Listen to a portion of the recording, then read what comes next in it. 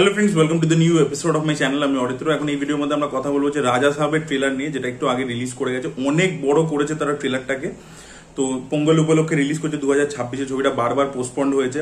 তো শোনা গেছিল যে প্রভাস নাকি ভিএফএক্স এর উপর তার একটা টিম আলাদা করে সে রেখেছে, যে আর কি ভিএফএক্স সুপারভিশন ইত্যাদি করবে। তো ট্রেলারটাকে বেসিক্যালি দুটো ভাগে ভাগ করা যায়। প্রথম 1.5 মিনিট বা 1 মিনিট 40 সেকেন্ড অব্দি বেসিক্যালি ফোকাস করা হয়েছে কমেডি, রোম্যান্স, এই এলিমেন্টস গুলোর উপর, বিকজ এটা একটা হরর কমেডি ফ্যান্টাসি এই জনরার মধ্যে যেহেতু পড়ছে। তো প্রথম হাফটা ওই জিনিসপত্রগুলোই দেখিয়েছে, বা সেইগুলো ওয়ার্ক করেনি খুব একটা, আমার জন্য পার্সোনালি ওয়ার্ক করেনি। এবং যদি হিন্দি ডাবিং এর কথা বলি, যদি পার্টিকুলারলি হিন্দি ট্রেলারটার কথা বলি, সেখানে কিন্তু কমেডিটা একেবারেই ল্যান্ড করছে না। মানে প্রভাসের ভয়েস সব কিন্তু চেঞ্জ হয়ে যায় হিন্দি ডাবিং। তো হিন্দি ডাবিং এর লাইন্স গুলোকে যেভাবে লেখা হয়েছে, কমেডি লাইন্স ইত্যাদি, সেগুলো কিন্তু একেবারে ফিকে, মানে কমেডিটা বোঝাই যাচ্ছে না। আর ডাবিংটাও ঠিকঠাক খুব একটা ভালো হয়নি। তো ডাবিংও ভালো হয়নি এবং তার সাথে কমেডিটা খুব মানে ভালো লাগছে না আর কি। এবং তেলেগুটাতেও কমেডিটা আমার জন্য ওয়ার্ক করেনি। আর সেখানে টিপিক্যাল জিনিসপত্র, 3টে হিরোইন রয়েছে, 3জনের সাথে প্রভাস রোম্যান্স করছে, এই করছে, এইসব জিনিসপত্র দেখাচ্ছে। তো ওই জায়গাটা একেবারেই বেকার। এবং ছবিটা পুরোটাই যে একটা মানে সেটের মধ্যে তৈরি করা হয়েছে, গ্রিন স্ক্রিন ইত্যাদি, সেই জিনিসটা কিন্তু বোঝা যাচ্ছে, সেটা পুরো ট্রেলার জুড়েই বোঝা যাচ্ছে। ফার্স্টের দিকে যেখানটা প্রেম ইত্যাদি গুলো দেখাচ্ছে, সেগুলোতে আরো বেশি করে আর্টিফিশিয়াল ব্যাপারটা ফিল হচ্ছে। তো প্রথম 1 মিনিট 40 সেকেন্ড আমার জন্য টিজারটা একেবারেই মানে ট্রেলারটা একেবারেই ওয়ার্ক করেনি। এবার যদি সেকেন্ড হাফটার ক্ষেত্রে আসি, সেখানে কিন্তু ব্যাপারগুলো কম্পারেটিভলি অনেক বেশি ইন্টারেস্টিং হয়ে যায়। তো এখানে কিন্তু এই সিনেমাটার মধ্যে প্রচুর ক্রিচার্স দেখাতে তারা চলেছে। মানে এই যে প্রভাসকে নিয়ে একটা এরকম ছবি হচ্ছে, তো সেটাকে মাউন্টিং কিন্তু ওরা বড় দিয়েছে, প্রডিউসার কিন্তু খরচা করেছে। এবং এখানে ক্রোকোডাইলের সাথে একটা ফাইট সিকোয়েন্স রয়েছে, ট্রেনের উপর একটা ফাইট সিকোয়েন্স রয়েছে। এগুলো ঝলক যেগুলো আমরা দেখতে পাই, সেগুলো কিন্তু বোঝা যাচ্ছে যে ওই সিকোয়েন্সেস গুলো কিন্তু সিনেমার মধ্যে ভালো দেখাবে। মানে ট্রেনের উপরে যে ফাইটটা আছে, সেটা দেখতে ভালো লাগছে। ক্রোকোডাইলের সাথে যে ফাইটটা আমরা দেখতে পাচ্ছি, সেটা একটা ঝলক দেখতে পাচ্ছি, ওখানে কিন্তু ভালো লাগছে। আরো অনেক রকমের ক্রিচার, জম্বির মতো কিছু এলিমেন্ট, সেগুলোও কিন্তু রয়েছে। এবার জম্বিটা যেটা কুয়োর মধ্যে থেকে বেরিয়ে আসছে, সেটা আমার পার্সোনালি খুব একটা ভালো লাগেনি। ওটা একটা মাকড়সার মতো কিছু চলে আসছে, যেগুলো অন্ধকারের মধ্যে দিয়ে বুদ্ধি করে দেখিয়েছে, সেগুলো দেখতে ভালো লাগছিল। বাট সবকটাতে যে বলবো যে ভিএফএক্স খুব ভালো হয়েছে প্রত্যেকটা ক্রিচারের ক্ষেত্রে, সেটা নয়। ইভেন ট্রেলার যেখানে এন্ড হয়, সেখানে আমরা দেখতে পাই এটা পুরো জায়েন্ট, যেমন প্রিন্স অফ পার্সিয়াতে ছিল না এরকম জায়েন্ট টাইপের জিনিসপত্র, প্রিন্স অফ পার্সিয়া গেমের কথা বলছি, ওরকম টাইপের একটা জায়েন্ট হেঁটে আসছে। তো সেই অনেক ক্রিচার ইত্যাদি ওরা দেখিয়েছে। এবার ছবি দেখলে আমরা বেটার বুঝতে পারবো যে ওগুলো কিরকম হয়েছে। বাট অ্যাটলিস্ট ওই জায়গাটাতে মানে সেকেন্ড হাফটাতে ট্রেলারে তবু আমরা নতুন কিছু দেখতে পাচ্ছি, একটা ইন্টারেস্টিং এলিমেন্ট যেগুলো ইন্ডিয়ান ছবিতে সচরাচর হয় না, সেরকম একটা কিছু অ্যাটেম্প্ট করা হয়েছে। ফ্যান্টাসি হররের ব্যাপারটা আছে, সেই জায়গাটা কম্পারেটিভলি বেটার লাগছিল আর কি ফার্স্ট হাফের থেকে সেকেন্ড হাফে। এবং সেখানে অনেকগুলো ক্রিচার ইত্যাদি দেখিয়েছে, সেখানে কিছু জায়গায় ভিএফএক্স এর কাজ ভালো লেগেছে।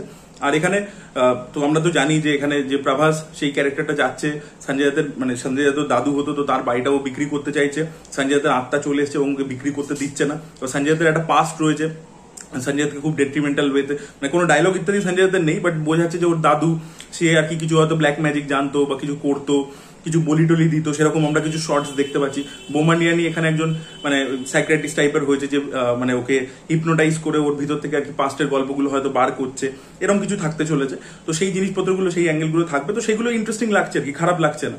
আর এছাড়া একটা জায়গা আছে ট্রেলারে একদম শেষের দিকে, যেটা আর কি আমরা টিজারেও কিছু শর্টস দেখতে পেয়েছিলাম, যে উপরে মানে ছাতের উপর দিকটাতে গোল করে অনেকজন বসে আছে। তো ওই শর্টটাকে পুরো ডিটেলে দেখিয়েছে এক্স্যাক্টলি কিভাবে হবে। মানে প্রভাসের এই ছবির মধ্যে তো দুটো লুক থাকতে চলেছে। তো একটা যে বয়স্ক লুক, যেটা পোস্টার অনেকদিন আগে এসেছিল, তো সেই লুকে প্রভাসের যেখান থেকে এন্ট্রি হয়, ওই ছাতের উপরে এন্ট্রিটা হচ্ছে, এবং সেখানেও সবাইকে উপরে টেনে তুলে নিচ্ছে এবং দিয়ে তারপরে ডায়লগ দিচ্ছে, এবং স্পিকারটা এরকম ভাবে রজনীকান্তের মধ্যে এদিক থেকে ওইদিকে ফ্লিপ করছে।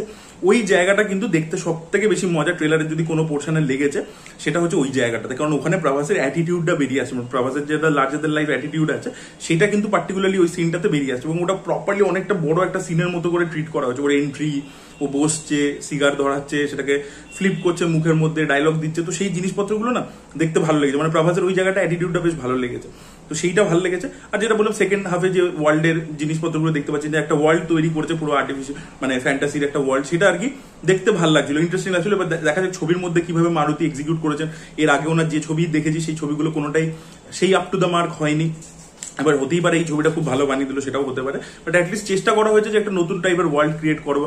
প্রডিউসারও খরচা করেছে এবং প্রভাসের যে ভিএফএক্স সুপারভিশন টিম আছে, তারা চেষ্টা করেছে। এবার দেখুন, যেটা অনেক সময় ইন্ডিয়ান ছবির ক্ষেত্রে বলা হয় যে হলিউড স্ট্যান্ডার্ডে ভিএফএক্স ইত্যাদি হবে, তো সেখানে এখনো মানে হলিউডের যা যা সব কাজ হয়ে গেছে এই জনরার মধ্যে, এবং সেখানে যে লেভেলে ক্রিচার ইত্যাদি আমরা দেখেছি, তার গ্রাফিক্স যে লেভেলের হয়েছে, সেই লেভেলে এটা ডেফিনেটলি হয়নি। সেখান থেকে অনেক খামতি রয়েছে, ভিএফএক্স এর কিছু প্রবলেম আছে, কিছু জিনিস মনে হচ্ছে আর্টিফিশিয়াল।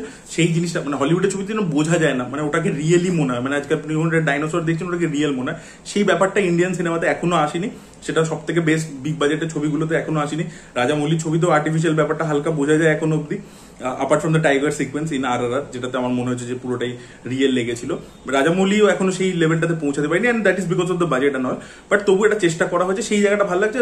ট্রেলারে বলবো সেকেন্ড হাফটা কম্পারেটিভলি আমার বেটার লেগেছে, ফার্স্টের দিকটা খুব টিপিক্যাল জিনিসপত্র এবং সেই জায়গায় কমেডিটা আমার জন্য ওয়ার্ক করেনি। তো আপনাদের কেমন লেগেছে ওভারঅল রাজা সাহেবের ট্রেলার অবশ্যই কমেন্টে লিখে জানাবেন। আপনাদের ওই সেম প্রবলেমগুলো মনে হয়েছে কিনা অবশ্যই সেটা কমেন্টে লিখে জানাবেন। এই ভিডিওটা ভালো লেগে থাকলে লাইক করুন, শেয়ার করুন, চ্যানেলকে সাবস্ক্রাইব করতে ভুলবেন না। Bye bye.